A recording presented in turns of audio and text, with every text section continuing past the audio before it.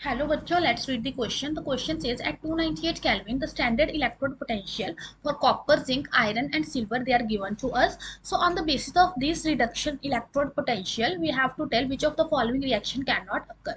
So तो यहाँ पे सबसे पहले जो हमें की concept चाहिए, that is standard reduction potential.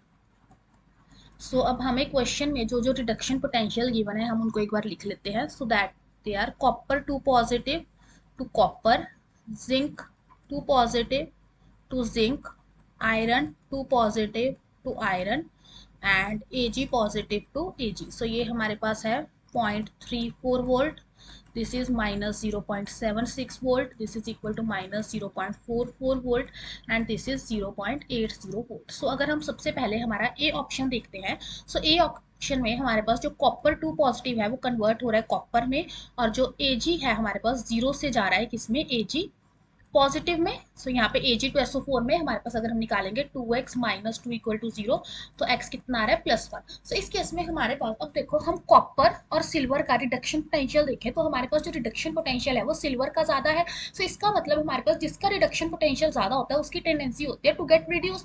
इसका मतलब हमारे पास सिल्वर रिड्यूस होना चाहिए था और कॉपर ऑक्सीडाइज होना चाहिए था. इसका मतलब हमारे पास ये जो रिएक्शन है ये पॉसिबल नहीं है, और हमसे यही पूछा गया था कि कौन सी रिएक्शन पॉसिबल नहीं है. Hence the correct option is option ए.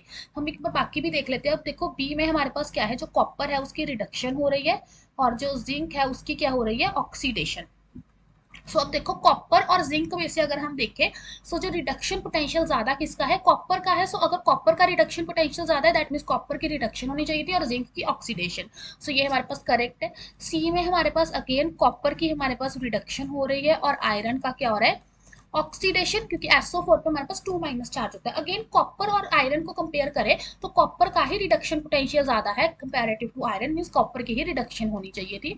अब डी में हमारे पास क्या है, जो आयरन है उसकी हो रही है रिडक्शन और जिंक की हो रही है ऑक्सीडेशन. सो अब अगर हम आयरन और जिंक को कंपेयर करें तो इसमें से जो रिडक्शन पोटेंशियल हमारे पास ज्यादा है वो किसका है, आयरन का. बिकॉज नेगेटिव में हमारे पास जो कम वैल्यू होती है वो ज्यादा होती है. So because minus 0.44 is greater than minus 0.76, so reduction potential iron का ज्यादा है तो iron की reduction होगी और zinc की oxidation. So हमारा जो option आ जाएगा that is option A. Hope you find the answer. Best of luck.